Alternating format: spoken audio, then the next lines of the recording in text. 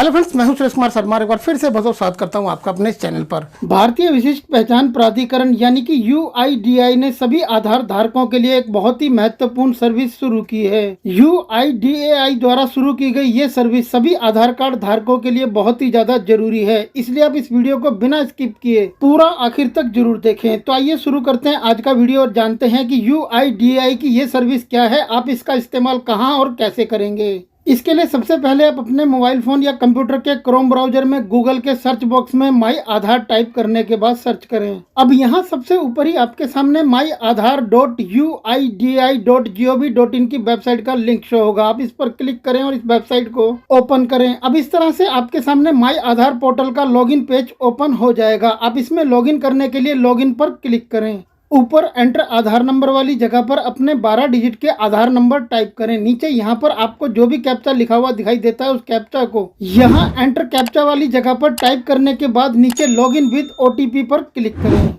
अब आपने ऊपर जो भी आधार नंबर टाइप किया है, इस आधार कार्ड के साथ में रजिस्टर्ड मोबाइल नंबर के ऊपर एक वन टाइम पासवर्ड यानी कि OTP सेंड किया जाएगा। OTP रिसीव होने के बाद OTP को एंटर OTP वाली जगह पर टाइप करने के बाद आप जैसे ही नीचे लॉगिन पर क्लिक करेंगे तो आप माई आधार पोर्टल में सक्सेसफुली लॉगिन हो जाएंगे। आप अपने इस प्रोफाइल के आइकन पर क्लिक कर अपने आधार कार्ड का फ्रंट साइड का पिक्चर देख सकते हैं, और यदि आप अपने आधार कार्ड का बैक साइड का पिक्चर देखना चाहते हैं तो नीचे यहाँ फ्लिप आधार कार्ड पर क्लिक करें। इसके बाद आपके सामने आपके आधार कार्ड का बैक साइड का पिक्चर भी शो हो जाएगा। वीडियो में आगे बढ़ने से पहले हम ईश्वर से हाथ जोड़कर प्रार्थना करते हैं कि वह आपके घर में सुख शांति बनाए रखें और आपको कभी भी इस सर्विस की जरूरत ना पड़े। परंतु आप भी अच्छे से जानते हैं कि मृत्यु इस संसार का सबसे बड़ा सत्य है, इसलिए वीडियो में आगे बढ़ते हैं। अब यदि आप सर्विसेज में देखेंगे तो नीचे यहाँ पर आपको एक सर्विस दिखाई देगी, report death of a family member, यानी परिवार के किसी सदस्य की मृत्यु की रिपोर्ट करें। आप इस पर क्लिक करिए। इसके बाद इस तरह से आपके सामने ये पेज ओपन हो जाएगा। यहाँ पर आपसे मृतक व्यक्ति की डिटेल्स मांगी जा रही हैं, यानी कि आपके परिवार का कोई भी सदस्य जो इस दुनिया से चला गया है, आपको उनके आधार कार्ड की डिटेल्स यहाँ पर भरने के बाद सबमिट करनी है। उसके बाद उनके आधार कार्ड को डीएक्टिवेट कर दिया जाएगा, जिससे कि उनके आधार कार्ड का कोई भी कभी भी कहीं पर भी गलत इस्तेमाल नहीं कर सकेगा।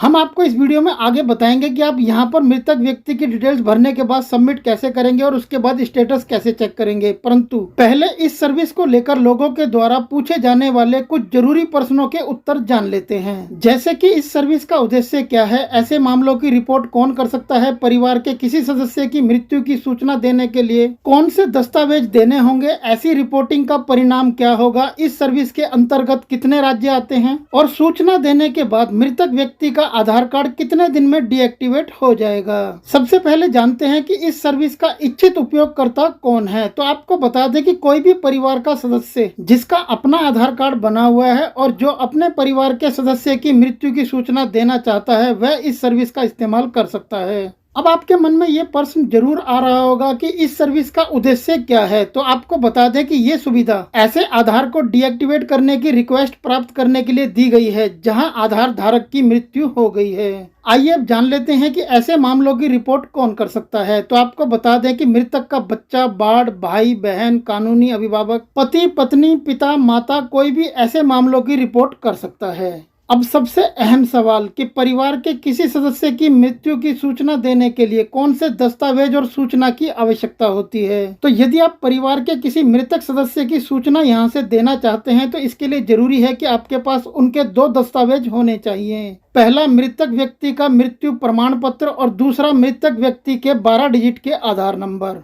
आइए अब जान लेते हैं कि ऐसी रिपोर्टिंग का क्या परिणाम होगा। तो आपको बता दें कि जब रिपोर्टिंग कर दी जाएगी उसके बाद UIDAI द्वारा सत्यापन किया जाएगा। सफल सत्यापन के बाद मृत व्यक्ति का आधार डीएक्टिवेट कर दिया जाएगा। आइए अब जान लेते हैं कि इस सर्विस के अंतर्गत कितने राज्य आते हैं। तो आप यहाँ पर देख सकते हैं कि वर्तमान में ये सर्विस 24 राज्यों और केंद्र शासित प्रदेशों में चलाई जा रही है। इनके नाम है अंडमान और निकोबार द्वीप समूह, आंध्र प्रदेश, अरुणाचल प्रदेश, असम, बिहार, चंडीगढ़, छत्तीसगढ़, दादरा और नगर हवेली तथा दमन और दीव, हरियाणा, हिमाचल प्रदेश, जम्मू और कश्मीर, झारखंड, लद्दाख, लक्षद्वीप, मध्य प्रदेश, महाराष्ट्र, मणिपुर, मेघालय, मिजोरम, नागालैंड, सिक्किम, त्रिपुरा, उत्तर प्रदेश और उत्तराखंड। अन्य राज्यों में भी लागू करने के प्रयास चल रहे हैं।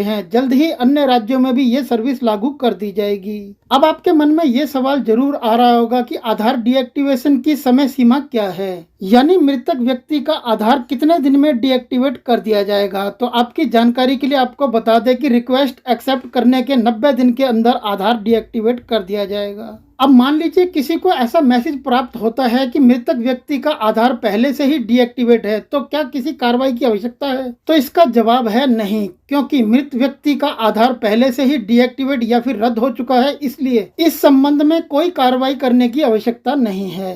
अब मान लीजिए यदि यहाँ पर डिटेल्स भरकर सबमिट करने के बाद किसी को ऐसा मैसेज मिलता है कि यहाँ पर दी गई जानकारी आधार डेटाबेस में अवेलेबल जानकारी से मेल नहीं खाती है, तब क्या किसी कार्रवाई की आवश्यकता है? तो इसका जवाब है कि जब आप यहाँ पर डिटेल्स भरेंगे उस समय आप दो बातों का खास तौर पर ध्यान रखें। पहला कि आप मृतक व्यक्ति के 12 डिजिट के आधार नंबर सही से दर्ज करें, और दूसरा कि आप मृत्यु प्रमाण पत्र जहाँ से जारी किया गया है वहाँ के रिकॉर्ड का डेटा चेक कर लें कि वहाँ के रिकॉर्ड का डेटा आधार के डेटा से मैच करता है या फिर नहीं। अब यदि यहाँ पर फॉर्म जमा करने के दौरान किसी को ऐसा मैसेज प्राप्त होता है कि यहाँ पर दी गई डेमोग्राफिक इंफॉर्मेशन मृत्यु प्रमाण पत्र जारी करने वाले प्राधिकारी के डेटाबेस में उपलब्ध जानकारी से मेल नहीं खाती है, कृपया मृत्यु प्रमाण पत्र जारी करने वाले प्राधिकारी से संपर्क करें, तो क्या कार्रवाई की आवश्यकता है? तो इसके जवाब में आपको बता दें कि दर्ज की गई जानकारी मृत्यु प्रमाण पत्र जारी करने वाले प्राधिकारी से प्राप्त आंकड़ों से मेल नहीं खाती, तो कृपया आवश्यक सुधार करने के लिए मृत्यु प्रमाण पत्र जारी करने वाले प्राधिकारी से आप संपर्क करें। अब इस सर्विस के बारे में पूछे जाने वाला आखिरी प्रश्न, और वो ये कि मुझे मेरी रिक्वेस्ट का अपडेट कैसे मिलेगा?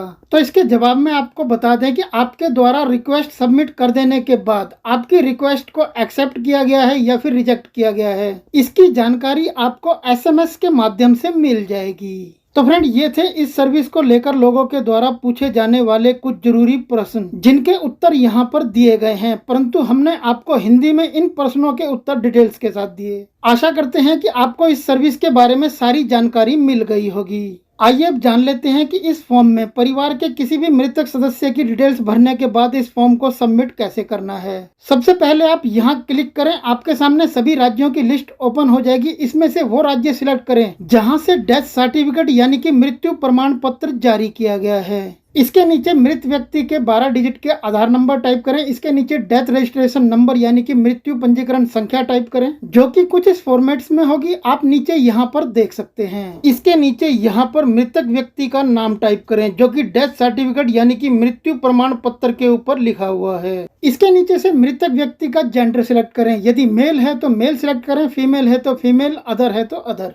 अब इसके नीचे यहाँ पर क्लिक कर यहाँ से मृत व्यक्ति की मृत्यु की तारीख सिलेक्ट करें, और इसके बाद यहाँ पर क्लिक करें और यहाँ से डेथ सर्टिफिकेट जारी किए जाने की तारीख सिलेक्ट करें। अब यहाँ पर आपको मृत्यु प्रमाण पत्र अपलोड करना है, जिसके लिए आप अपलोड डेथ सर्टिफिकेट पर क्लिक करें और यहाँ से सर्टिफिकेट अपलोड करें। यहाँ पर फाइल अपलोड करते समय आप ध्यान रखें कि आपकी फाइल का साइज 2 MB से कम होना चाहिए और फाइल PNG, JPEG या फिर PDF ही होनी चाहिए। इसके बाद यहाँ पर क्लिक करें, आपके सामने रिलेशनशिप की लिस्ट ओपन हो जाएगी। इनमें से आपका मृतक के साथ जो भी संबंध है उसे यहाँ से सिलेक्ट करें। इसके बाद नीचे यहाँ पर मैं इस बात की पुष्टि और घोषणा करता हूँ कि सभी जानकारी और दस्तावेज मेरे ज्ञान और विश्वास के अनुसार सही है, यानी कि आप इस बात को स्वीकार कर रहे हैं कि इस फॉर्म में भरी गई आपके द्वारा जानकारी सारी सही है। यदि सही है तो इसके सामने सिलेक्ट करें और नीचे सबमिट पर क्लिक कर दें। इसके बाद आपकी रिक्वेस्ट सबमिट हो जाएगी और आपका रेफरेंस आईडी नंबर जनरेट हो जाएगा, जिसके द्वारा आप स्टेटस चेक कर सकते हैं। स्टेटस चेक करने के लिए वापस माई आधार पोर्टल पर आ जाएं। यहाँ पर report death of a family member के नीचे आपको ऑप्शन मिल जाएगा चेक मृतक आधार डीएक्टिवेशन स्टेटस का। आप इस पर क्लिक करें, यहाँ ऊपर 27 डिजिट नंबर टाइप करें और इसके नीचे यहाँ पर आपको जो भी कैप्चा लिखा हुआ दिखाई देता है उस कैप्चा को एंटर कैप्चा वाली जगह पर टाइप करने के बाद सबमिट पर क्लिक कर दें। आपको जानकारी मिल जाएगी। आपकी रिक्वेस्ट सबमिट करने के 90 दिन के अंदर आपकी रिक्वेस्ट को एक्सेप्ट किया गया है या फिर रिजेक्ट किया गया है, इसकी जानकारी आपको आपके मोबाइल फोन पर SMS के द्वारा भेज दी जाएगी। सो आई होप फ्रेंड ये वीडियो आपके लिए जरूर हेल्पफुल रहा होगा। आधार से रिलेटेड और ज्यादा बेहतरीन वीडियोस के लिए आप हमारी आधार कार्ड की प्लेलिस्ट जाकर देख सकते हैं। प्लेलिस्ट का लिंक आपको इस वीडियो के नीचे डिस्क्रिप्शन में मिल जाएगा। यदि आपको वीडियो पसंद आया है तो वीडियो को लाइक करें, शेयर करें और हमारे चैनल को सब्सक्राइब करने के बाद नोटिफिकेशन को ऑल पर सिलेक्ट करें। यदि आपने चैनल पहले ही सब्सक्राइब किया हुआ है तो आपका बहुत बहुत धन्यवाद। फिर मिलते हैं आपसे ऐसी ही किसी बेहतरीन जानकारी के साथ अगले वीडियो में। तब तक के लिए गुड बाय, टेक केयर, जय हिंद।